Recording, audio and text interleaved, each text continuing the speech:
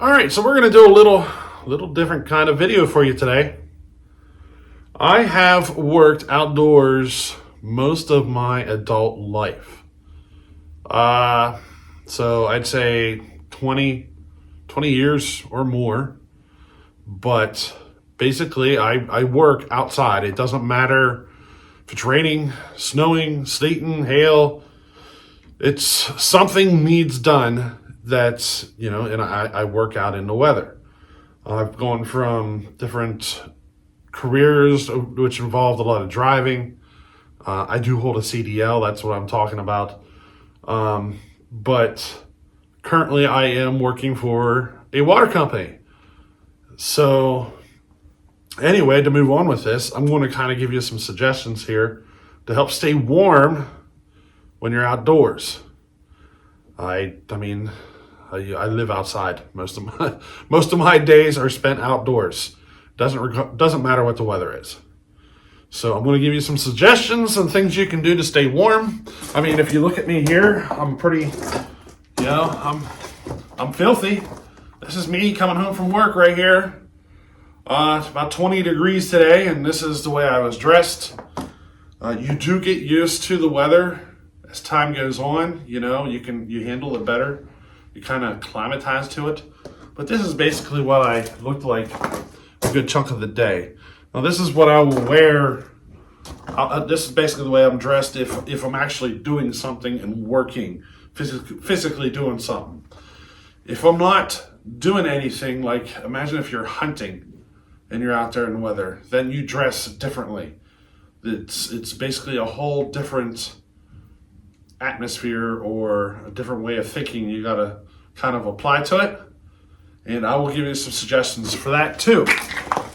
So, first up, you see this is just typical hoodie, right? It's filthy, it's dirty, but if you look past my hoodie, you see here's a shirt, here's another shirt, here's another shirt, here's another shirt, here's another shirt. You kind of get the point there.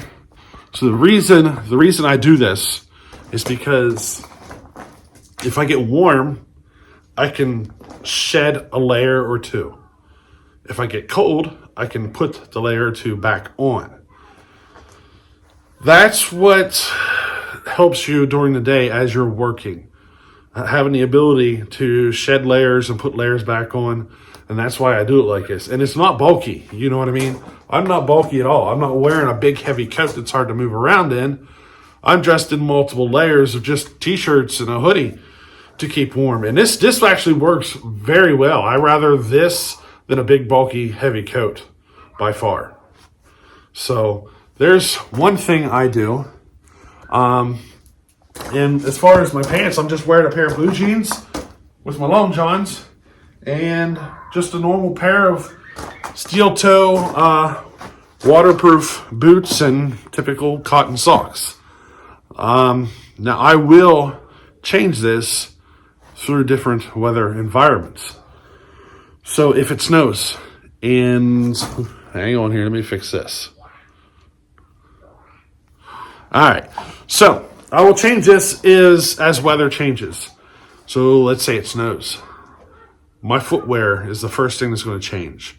I will not wear my normal leather work boots. I go to muck boots.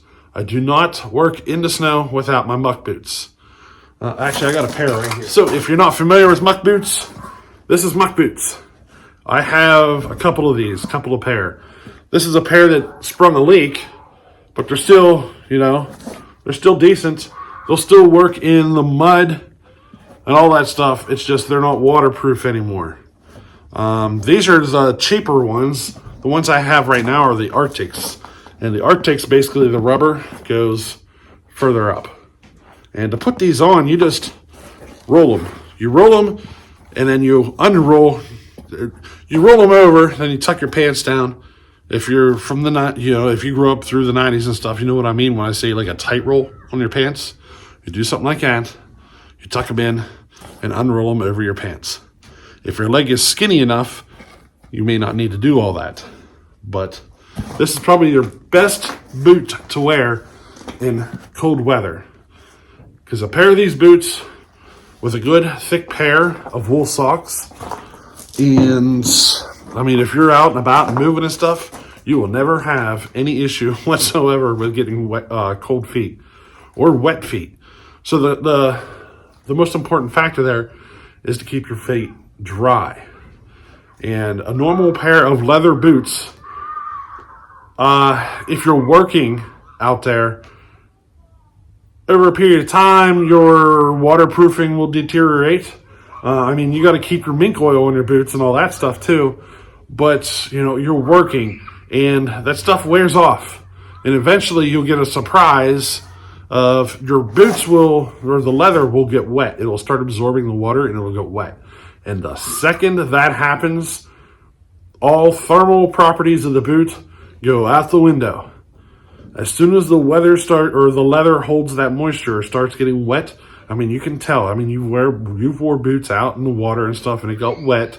You can tell when your boots get wet. As soon as that happens, your feet are cold. There's nothing you're going to do to save the situation. It's going to happen. And that's why I like muck boots, because there's nothing to worry about.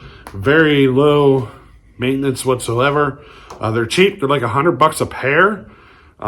So they actually save on your normal wear and tear of your normal boots. You know what I mean? There's a lot to think about there. So I do strongly suggest the muck boots with wool socks. And you can actually go one layer additional to your socks and put on like a dress sock, which is a really thin nylon sock. That will help wick any of the sweat, your feet sweat, past and into the wool to help keep your feet dry and stay warm. Now, I also wear coveralls. The coveralls are for whenever you're not as physically active. They help you stay warm whenever you're not moving around as much, or you're not doing any heavy chores or whatever. Wearing the coveralls while you're working will cause you to sweat, and sweat is a big problem when you're working in the cold. The sweat, once you stop working and the sweat starts trying to dry out and stuff, it will actually make you even colder because you're essentially wet at that point. So your goal is to remove the layers. Don't wear your coveralls, remove your layers and stuff to help prevent the sweating. But then you got to add the layers back on whenever you're not as active to, to stay warm. It's a pain in the butt process sometimes because you're taking stuff off, you're putting it back on, back and forth throughout the day. But it is the most effective way to stay warm. So definitely keep your coveralls around. I mean, I wore mine today whenever I wasn't as active. So, for example, I ran the jackhammer today, maybe an hour or two in the morning. And the jackhammer, I mean, if you're familiar with jackhammers, they will, you'll break a sweat running a jackhammer. That's why you take your layers off when you're going something that'll make you sweat. But then about, let's say 20 minutes or so after I was done running the jackhammer, the coveralls came on. I have another hoodie that's bulkier than this one that I can put on over top of this, and I put it on, and I was actually warm. I was actually a little warm by putting all that on. And I'll tell you, it's better to be warm, you know what I mean, or a little too warm than it is to be a little cold. So it's just about peeling them layers off. Now, I also have rain gear. I'm sure you're familiar with rain gear. It looks, you look like a big banana. So rain gear is actually very important in the cold weather, not just for rain, but that's your windproofing. So the other day we had a situation where we were in some high winds and the rain gear came out. That is to keep the wind from getting through your clothing. So it doesn't matter how many layers of clothing you're really wearing, the wind will act almost like a vacuum and suck the warmth that your clothing is holding in all your body warmth. And as the wind blows through, it's like it sucks the warmth away from you. So the rain gear is there to keep that wind from sucking the heat away. And you'd be surprised at just how warm you stay when you put the rain gear on. It's like wearing a normal pair of insulated coveralls. I mean, it works that good. So it's one of those items that I strongly suggest everybody to have if you're going to be outdoors a certain amount of time, is to have rain gear, especially in windy situations. You will be amazed at how well it works. Mine is the bright yellow kind of stuff, but you don't have to buy the bright yellow stuff. They make it in green and whatever. So I would say if you're going to buy anything for outdoors, that rain gear needs to be pretty high on your priority list. Not just for the obvious rainy days and stuff, but to help keep you warm on a cold, windy day. It's actually a dual-purpose clothing. Now, as far as your head, so your head is actually the first thing it's going to tell you whether or not you're dressed appropriately, I guess you could say.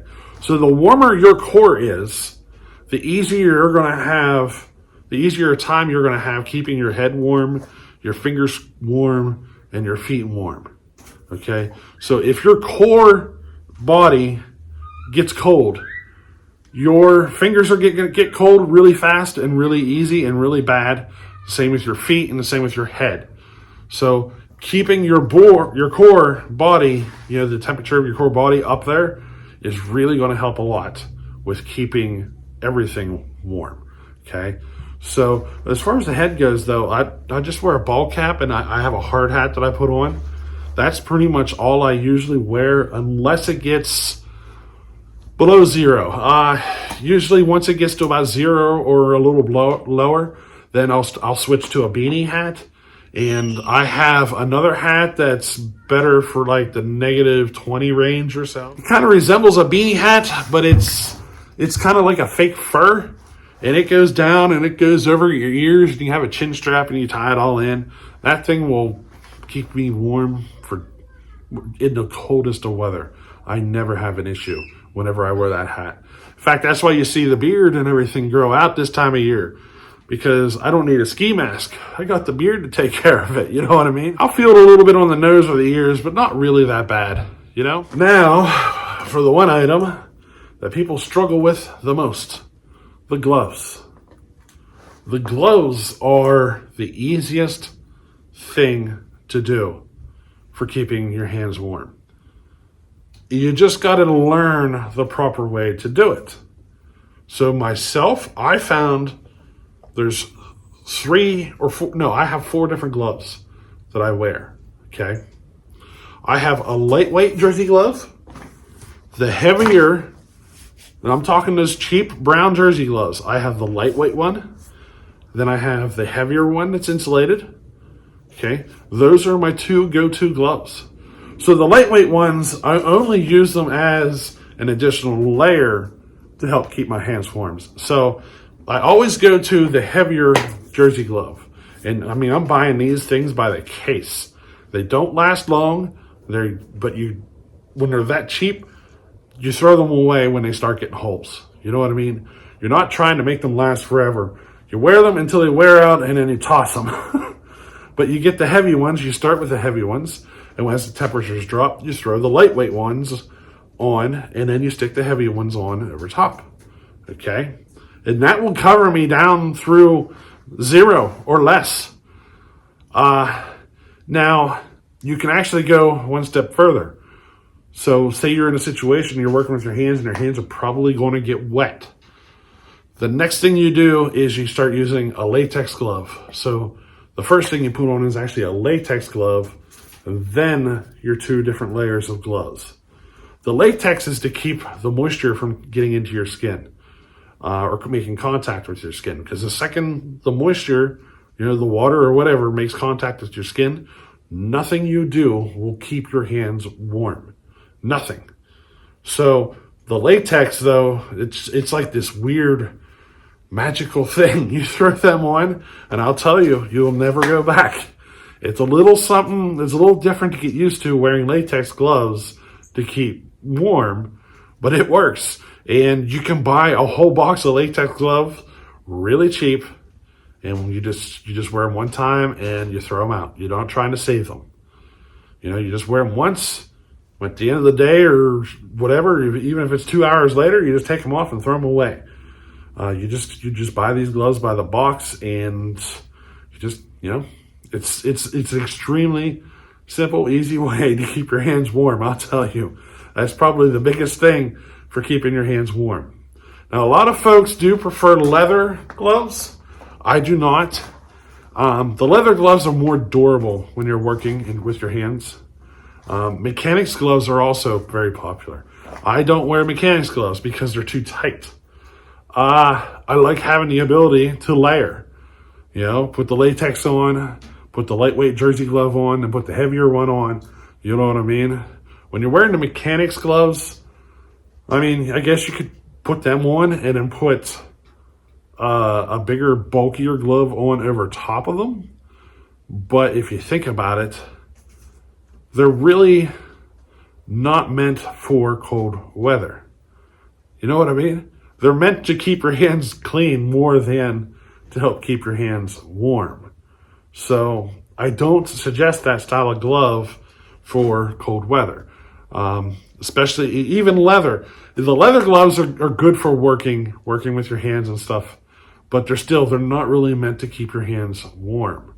They aren't really that kind of a glove.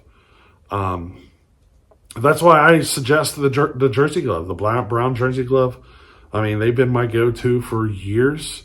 I usually start out every fall by buying a case of the lightweight one and a case of the heavyweight one, and I'm typically good for the whole winter. Maybe $40 or something like that, and then buy a box of latex gloves. But I'll be honest, it's been a while since I've done latex gloves. I find myself, if I'm in a situation anymore that my hands are going to get wet, I just take my gloves off, do what I'm going to do, and then I put my gloves back on. But I do have another option.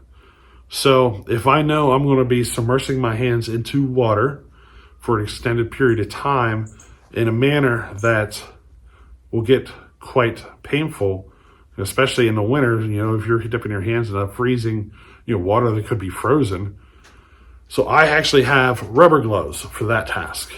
They are a little longer. They go up about halfway up the forearm, but they are completely rubber and they are insulated. So I can actually stick my hands in completely submerged in water, would keep my hands completely dry and warm the whole time. The biggest pain with those is making sure that I don't go too deep into the water, because if I do, I fill the whole glove up with water and that whole situation is eliminated. So one of these days, I think I'm going to try to find a pair of rubber gloves that actually go to the elbow, maybe even a little further, just for those more extreme situations. You know what I mean? But that's how I do it. That's how I stay warm in the cold weather. There's a lot of different situations out there. And I think one of the things you might have picked up from this video is that it's all about the layers. You know what I mean? Like long johns. I wear the long john bottoms. I don't wear the long john tops. I just go with multiple layers of t-shirts. There are insulated pants as well. I do have insulated pants also. So if it gets below 0, 20 below or anything like that, then I will throw my long johns on with my insulated pants. And that'll keep me nice and toasty for the most part, especially if I throw my coveralls on over top of that. So you can imagine how much heavier of a layer. So like the t-shirts that I'm wearing now and this hoodie, I have another hoodie that I can put on that's, that will keep me warmer. But if it gets to like 20 below or something, then I have a really big, oversized Carhartt coat. It's one size. It's literally one size too big, and it's so that I can wear so many layers under it. So you know what I mean. That's when things really get big and bulky. It's a pain in the butt to work with all that on, but sometimes you got to do what you got to do. So there's a couple of tips for keeping warm. I think if you don't own any really good cold weather clothing, And let's say your biggest problem right now is your feet, then start with your muck boots. Spend $100 on a pair of muck boots. Get yourself some wool socks, and all your problems will go away. It's as easy as that. The muck boots and wool socks, I mean, that pretty much will cure all of your cold weather issues for your feet. Now, for those of you who might have watched this video and you're hunters, so it's a little different when you're hunting. The layers and all that stuff, it's very similar as far as the layers are concerned. You got all your, so whenever you're getting ready to walk into the woods, do not have all of your clothing on. Especially if it's a really cold day. Take a backpack or whatever you got to, stuff all that extra clothing into your backpack. Only dress with as much clothing as you need to help keep you from sweating. Not sweating is probably the most important rule. Even if you only take and walk 30 feet at a time and take a minute or two break, walk another 30 feet, take a minute or two break. Do whatever you got to do to keep from sweating. And then once you get to your destination, then put all these layers on. But wait until you get to your destination. Now, as far as the rain gear, a lot of folks don't really want to wear rain gear out in the woods. You know what I mean? So I actually use a poncho when I'm hunting. I don't take rain gear. I have a poncho. And my poncho goes down, it's long enough to go below my knees, and it is camouflage. So it really doesn't matter what the clothing is that I have, what color it is or anything, because the last thing I put on is a poncho. It's a military surplus poncho is what it is.